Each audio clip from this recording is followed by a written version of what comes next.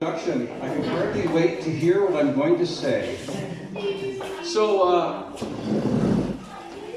the message that I'm going to share with you would have been better, except my ego has been crushed by the chess game that I lost to Jace. It came so bad at the end, I just resigned. I said, I am out of here. See you later. Good game. Shook his hand. And he was surprised. I don't know why he was surprised, because it was only after I started playing, and just very quickly and recklessly, that he told me that he beat his chess club teacher. Yeah, exactly. All right, so I have notes. This is good, because if I have notes, I won't get distracted. Because I can get distracted very easily. Anyone else get distracted easily? Oh yeah. Should I sit down or stand? I'm going to stand right here. Oh, it's on the left hand. Oh yeah. Oh, you got Court. You got Court. Oh yeah. All right, but this whatever that is, look at that. Have you seen this? Hey, look at that. It's got bamboo or something in the middle. And it's cooked and roasted. You better get that. This is distracting. This is very distracting. All right, so I have an assigned topic today, and my assigned topic is the importance of motherhood. This is what I was told I was going to speak on. Ray said, come and speak, you're going to speak on the importance of motherhood. I'm not a mother. I know it's important because I had a mother. If I didn't have a mother, well, I wouldn't be here, right? I'd be like not. So I had to spend some time, and I thought about my inability, my lack of expertise in this area, and to even understand it in the way that being a mere male, so I had to spend a lot of time thinking about this. And so I came up with 3 ideas, and I don't know where the thoughts come from. Sometimes I just get thoughts, random thoughts, and I just go with it. So the first thought came to me about mother is a mother hen. All right, did you ever hear the expression, she's just like a mother hen? So what does this mean? A woman is just like a mother hen. Come on, talk to me. How many of you have heard this expression before? Yes? Oh, okay, Sharon, then you're going to bail me out here. What's a mother hen? A mother that keeps her chicks close and looks after them all the time. In terms of people, though, like a people mother hen. Well, she keeps her chicks close and... Well, a mother hen is usually a senior lady who kind of, broods over the nest or the group of people, and she's making sure everybody's okay, and she's making sure that this person's okay, and everybody's got lots to drink, and there may be some mother hens like that in here. I wouldn't be surprised if there is. It's not a negative thing. It's not a detrimental thing, but you know that. Maybe you know people like that. I got a little bit of an echo here. Am I too close to this? Yeah, maybe actually. Where should I go? Move that thing. There you go. That should be better. All right. So after my first thought of mother hen, I thought of, well, I know a story of a mother hen and some chicks that I heard from a sermon in 1977. I had that story in my mind, and then I thought, which led me to another thought of the Gospels, the story of Jesus, and a story about a mother hen. So we're gonna go there, and then I thought, well, that's not really the importance of motherhood. Now that's my topic. My topic is the importance of motherhood. So I started working on this. I thought if I could somehow just highlight this unbelievable journey of motherhood, of which, despite having 3 children and 8 grandchildren, I know very little. I had to turn to research. So you know what? I did the same things as everyone else. When I get something that my brain can't handle, I say, "Hey Google," and I get instant answers. And for those of you who are into AI, you get them faster than I have, and this is not an AI message. I made this up myself. And you'll be able to tell because it's pretty bad. Anyway, so I remember Sharon describing a time in her life when we had 3 children inside of 9 years, 3 years spaced apart. And there was a time when there was blur. It was a blur apart. I don't even know the years of the blur, but there was a blur. And maybe some of you are in the middle of a blur right now. I don't know. I thought, well, that's kind of like a motherhood thing, importance of motherhood. I said, Google, come on, you got to do better than that. So I found a site that talked about the stages of motherhood. Oh, that's good. The stages of motherhood. And the lady's name is Monica Burge. She says this: being a mother has been the single most powerful growth experience of my life. If I were to title the process of raising an 18-year-old more accurately, I would have to call it the 6,570 stages of motherhood. Because every day reveals something new. It's not just a few stages, but anyway, she highlights 6. So, stage number 1. Now, I'm going to try to find out where the mothers are in these developmental stages. So, just put your hand up if I come to you, or if you've been through this stage and you're not in this stage right now, but you were at one point. Stage number 1, the dream of motherhood. The dream of motherhood. Is anyone expecting here? Expecting a child? This would be a good time to break the news. Well, it might not be, but it could be. All right, so, well, she says this, when we're happily expecting, we dream dreams of the new sense of purpose in the world. We imagine our children as they wish them to be, happy, healthy, and well-adjusted, bringing delight into our hearts and homes, offering us unconditional love. They will change the world, starting with ours, in the most positive ways. This is our time for excitement, for nesting, and for envisioning who we will become in this process as a mother. So we're certain that we will be patient and kind and encouraging and brilliant. We will do it so much better than our parents did. We'll be the mom of the year, or at least in our own family, right? Mom of the year in your own family? Yes, mom of the year. And naturally, we'll keep a perfect life balance. We'll look our magazine cover best at all times, even while feeding at 2 o'clock in the morning. After days of sleep deprivation, the optimism is outstanding. So there's nowhere to anticipate the ups and down tidal wave of change that's charging your way. And soon enough, the mystical experience of birth sets it all in motion. Stage 2, the reality stage. With the dream stage, now we're at the reality stage. What? I'm a mom, I've got a baby. Are there any new moms here? Oh, it's kind of a newish mom, newish. That's okay, close enough. So never could we have imagined anyone being so dependent on us. It's pure bliss and pure terror when you realize that you're a mother and this tiny being relies on you for her every need. Your entire self-concept is shattered and then rebuilt in the same instant. I'm going to hold my notes up here because I want to look at you too. Your baby is fragile and perfect despite the spit up currently being spewed all over your favorite outfit as you're getting into her car seat to go to church. You don't die. You actually live. If you have a child with special needs, just like as happened with our Josh, you go through yet another level of shifting and fear. Through it all, you both grow in your knowledge and your capacity not only to love, but to accept and handle whatever comes next. You swerve, you bend, you lose sleep, and you fall out of touch with the world for a while. That might be the blur. The depth and breadth of your role hits you. Suddenly, this is life forever, always. Stage 3, the patience pushing stage. This is when you have a toddler. Anybody have a toddler? Has anyone ever had a toddler? Yeah. All right, so we've all, like if you're got adult children, you've gone through all these stages, you're very experienced. These years are both universally challenging and universally rewarding for our personal growth. This stage offers us the opportunity for new levels of patience, thankfully balanced with awe and delight. When your little one gains a new skill such as standing or walking or riding a tricycle or going down a slide, it seems a marvel equal to quantum physics. I mean, how did that tiny, helpless little bundle of life become this old person? And why is she screaming all the time? But growing in this little person, we feel ourselves stretch.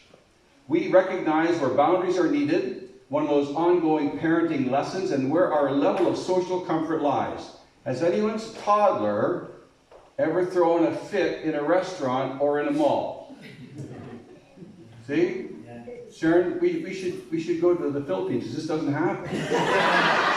I'm telling you, we're in the wrong culture here. Well, we soon realized that beyond that all-consuming social decorum lies the real world of parenting. And sure, wiping snotty noses and serving apple juice may not qualify as the most glamorous of duties, but these acts teach us more about our humanness than any high-paying job can ever hope to. Stage 4, the Captain Mom stage. Captain Mom. Anybody have pre-teens? Pre-teens, okay, that's you. When our children are in elementary and even middle school, we're like the captain of some strange expedition of quickly changing small people. Still in the safe harbor for our explorers' increasing radius of activity, we feed them, we drive them, we host their parties, we go to sporting events, we meet their teachers and cheerleaders, we sign them up for summer camp. We're planners and teachers and role models, and they're watching. Even when they're not watching, they're still watching. Meanwhile, as they're learning all about life and the sense of presence in the world, we're discovering in our own behavioral patterns, we're growing in our toolkit, parenting toolkit, and in managing these little lives, we're upgrading. I almost licked the microphone. I'm trying to lick my fingers. Did you see that? Did you see that? I'm not nervous, I'm just clumsy. Yeah. So we're learning all about, we're discovering behavioral patterns, our toolkits, and that play wasn't on the calendar. That school play wasn't there. How did we miss that? Maybe we need a better calendar. So we lean into our kids' worlds. Anybody lean into your child's worlds? Sharon took Taekwondo with one of her children. Do not mess with her. I've learned my lesson. We facilitate that first bike ride or ski hill. We cultivate a sense of family. That little tornado of a toddler grows and grows, and she now bakes cakes, walks to school by herself, discovers her moral compass, and acts for a cause. And we become more industrious. We become involved in the Parent-Teacher Association. We help with geometry homework. I went to grade 5 twice, and I didn't fail either year. I went once with myself and once with my children. We volunteer for school trips, and through our child's growing autonomy, they're getting larger, we reconnect with ourselves a little more. We begin to remember who we were outside of being a mom. The fog in the mirror clears a little, even as change remains our only constant. Step 5, stage 5, the pseudo-separation stage. False, pseudo means false. The false separation stage. Teenagers. Any teenagers, parents, moms here? Well, okay, one reluctant hand.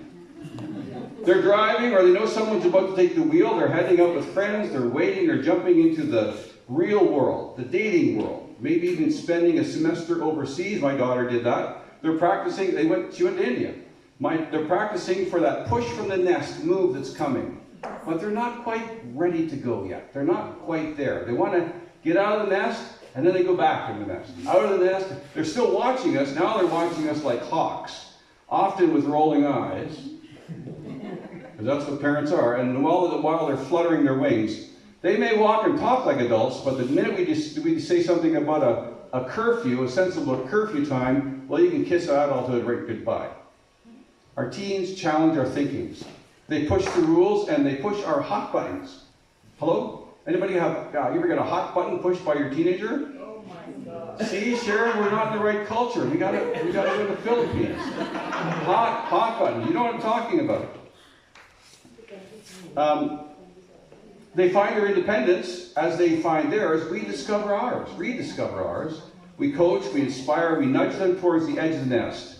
At times we're good and ready to push them over, and at times we want to hold on to them forever. We grow brave, we laugh, we cry, and then we let go.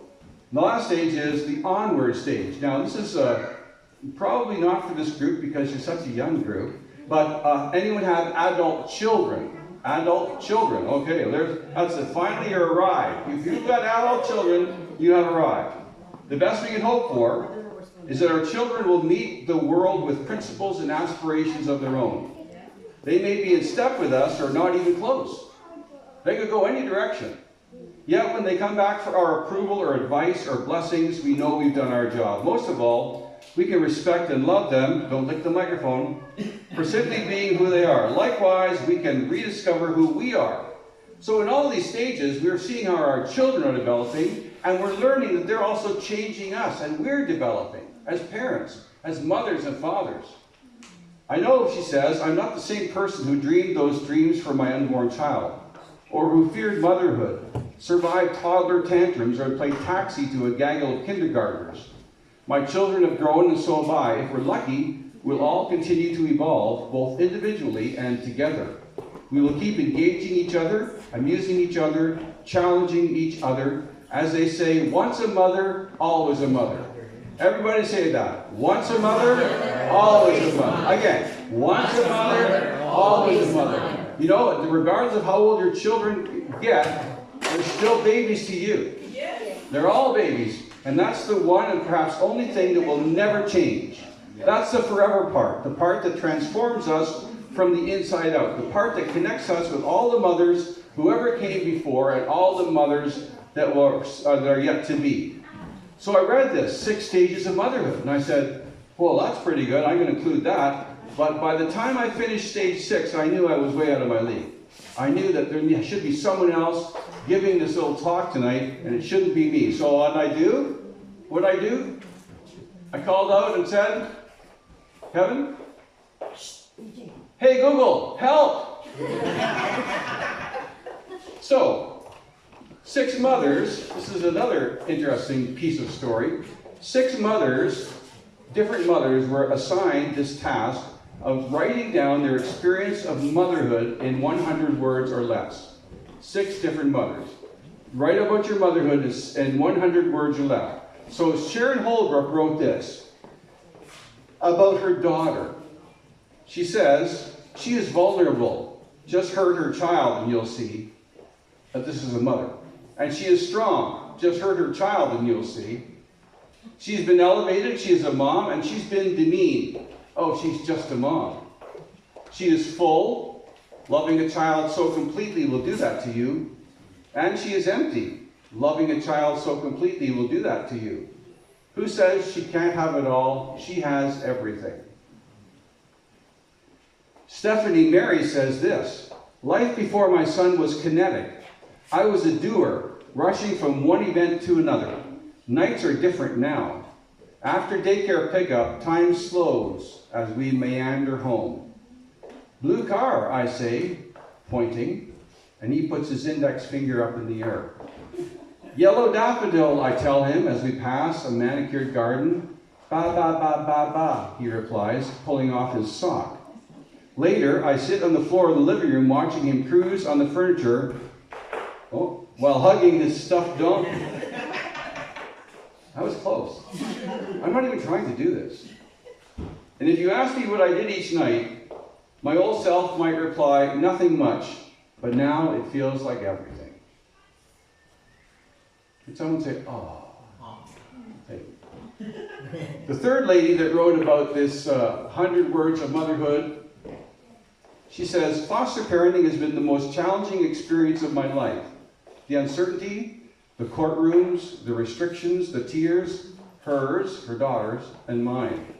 Every day I think, I can't do this. Every day I think, there's nothing I'd rather do. Loving this child who isn't biologically mine is effortless. It's love that came immediately and has become indestructible. She is pure magic. Yesterday she hugged me so tightly and I hugged her back so tightly, and in that moment I felt indescribable gratitude for the woman who brought her into the world. For in her own way, she is magic too. Jean Sheckans says this, for the one weekend that I'm gone all year, one weekend a year I'm gone, their dad pulled out all the stops. One hike led them along a boardwalk to a cave. Another hike led them up to a mountain to a hazy view of the city. No time for the movies because of the biking and scootering adventure, then dinner out, then off to a greasy spoon for classic Sundays. They had an even better weekend than we'd hoped. But in school on Monday morning, my kindergartner drew a picture of his weekend activities, his weekend adventures. And his picture was a blurry, boxy drawing of himself and me, his mom. And above were the words he wrote, "Mommy came home." Melinda Carson is next. Motherhood, she said, is like that one dream you had when you were 16, where you have this big test at school in history. You study for weeks about the American Revolution. But when you get to your chair, you find out that the test is actually math. So now you're stuck trying to figure out the square root of an elephant multiplied by the weight of a neutron star, and it isn't until after the test is over that you find out the answer was purple. Finally, the sixth lady says this. Her name is Terry Rupert. She says, "My daughter was born almost 3 months early. Time she should have spent curled up, protected inside her womb, was spent outside in an incubator. She came home, grew and thrived, and became a cuddler.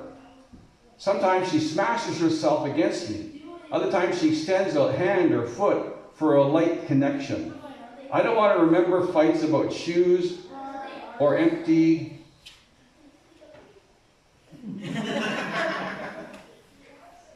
threats I made in frustration, or the disappointments of being young. I want her to remember the feeling of pressing her back against my chest, or climbing into my lap, and for a little bit, being totally protected." Aren't those great stories? I almost broke down on one of them, and they bring back memories. All of us who are maybe have children older, they bring back memories of when our children were small. May have just been recently or long ago, but it's that time of life when you describe as a blur, Sharon McLaren, maybe that time for you is right now. Good news, Sharon will testify that you're going to get through this. I did lots of research, and now I'm back to where I started with some of my own initial ideas. So let's pick up here. I remember just last summer, and you'll remember this too, breathing and seeing smoke and haze in the air. Remember last summer there was smoky, and they gave warnings, numbers, numeric coefficients for the degree of the haze in the air. Yeah. All fires from Western Canada and Quebec affected our breathing and sometimes even our vision, trying to pierce the haze of these smoky fires. Has anyone seen a big fire? Has anyone seen a prairie fire? Sharon, you saw a prairie fire? Yes, you did. Around 1982, you and I were traveling, were pastoring in Saskatchewan, and had gone into Saskatoon for a meeting or shopping or something, or maybe everything. On the return 90-minute drive back from Saskatoon to Outlook, where we were ministering, we heard on the radio about the out-of-control prairie fire that was actually in our area. And we were strongly cautioned to be careful and to avoid the entire area, go right around it, was our instruction. Our drive home would take us right on the edge of this fire. Not through it, but beside it and almost around it. Close enough to breathe the smoke, close enough to see the fires in the grain fields, and watch as the billows of smoke filled the sky. You don't remember that? It's usually not this way. It's usually I don't remember anything. And Sharon, and the things that I remember are like weird. But anyway, Sharon remembers like everything. Mine like a steel trap. So I think it was 1977. Maybe you'll remember this, because it's going back further. Who was not born in 1970? Who was born in 1977 or later? Okay, all right, we're good company. So it was 1977 or 78 when at camp we heard Ken Bombay, an evangelist, share his personal testimony about a prairie fire. Much better than the story I just shared with you. I'm gonna tell it from my memory, but since my memory is, like this, we're going to do it. I did my best, I can say that much. From the best of my recollection, this is the story. Now you got lots of literary creativity, right? I can do whatever I want. So, he pastored Pastor Ken Bombay, and maybe you've heard Pastor Mark talk about Pastor Ken Bombay, because they both pastored the same church in Montreal, Evangel Tabernacle. Well, that's the same guy. But Pastor Ken Bombay was originally from Western Canada. He tells a story that when he was a child, living with his family on a Saskatchewan farm in the prairies, they heard warnings of a prairie fire that was soon to be upon them.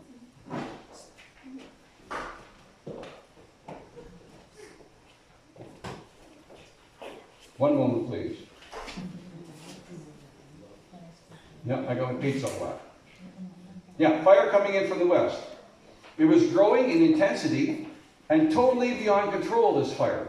And their farm back in the day, was in direct line with the predicted path. I'm thinking it's the 1930s, so early 1940s, I'm not sure. Everybody on the farm went to work. The kids, the mom and dad, their relatives, everybody went to work for hours and hours. They brought pails of water from the well and soaked the roof of the house. They soaked the land immediately around their homestead, even making kind of a ditch of water in hopes to somehow to divert the path of the fire around the house. The animals were all let go, the cattle, the horses, whatever they had. All the animals were let go to fend for themselves, to run as best they could. The smoke came first, and they wet bandanas to put over their nose and mouth, and continued working until the fire was just about upon them. At the last possible moment, the mom gathered her small children around her, and they sought refuge in the root cellar that was underground. The dad closed the door, which had already been soaked with water. They waited and prayed, and they waited and prayed. And then they prayed some more. And then what also seemed like an eternity, the fire passed and the family came out of the root cellar to assess the damages. They had lived through it. They made it through the fire. Miraculously, the house, their farmhouse, was untouched by the flames. The fire did not touch the house. Some outbuildings were damaged. The animals were gone. The garden and property were scorched. But the house was untouched by the flames. Before the fire could take a terrible toll on the homestead, the wind changed direction, and while it was bad, it could have been much worse. The house was saved. Wisps of smoke were still rising from the smoldering remains as they walked toward the house. On the way walking toward the house from the root cellar, Ken Bombay was walking along, just a kid, I don't know, 8, 6, 7, kicked one of those clumps, smoldering and scorched clumps, charred and burnt. He was startled half to death by a flurry of activity underneath his feet.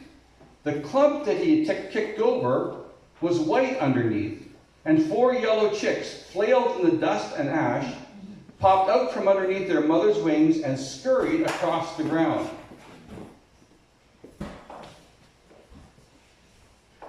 The loving mother hen, keenly aware of impending disaster, had gathered her young children underneath her as the smoke and flames increased. The bulk of the mother's body had covered them from the searing flames. Though the heat was enough to consume her, it allowed her babies to find safety underneath. She refused to abandon her babies. When the blaze had arrived and the heat had scorched her small body, the mother remained steadfast. She had been willing to die so that those under the cover of her wings could live. Her dead carcass and her fleeing chicks told the story well enough. She gave the ultimate sacrifice to save her young.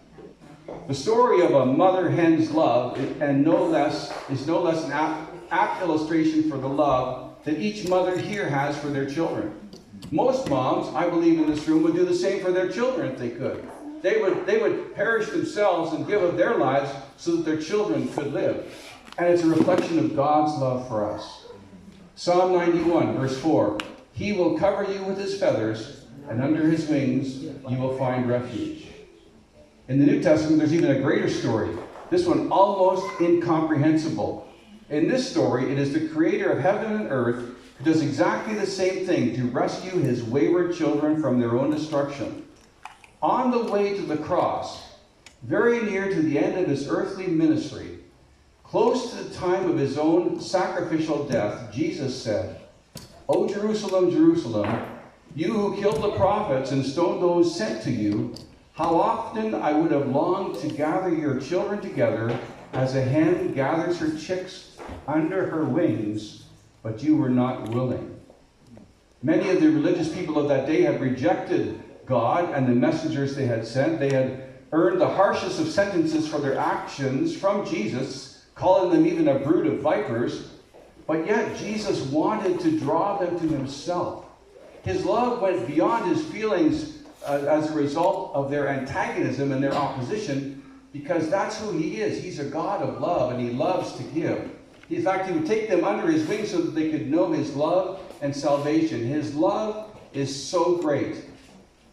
Jesus invoked the same image of Ken Bombay that he saw after coming out of the root cellar after the fire and kicking the smoldering clump.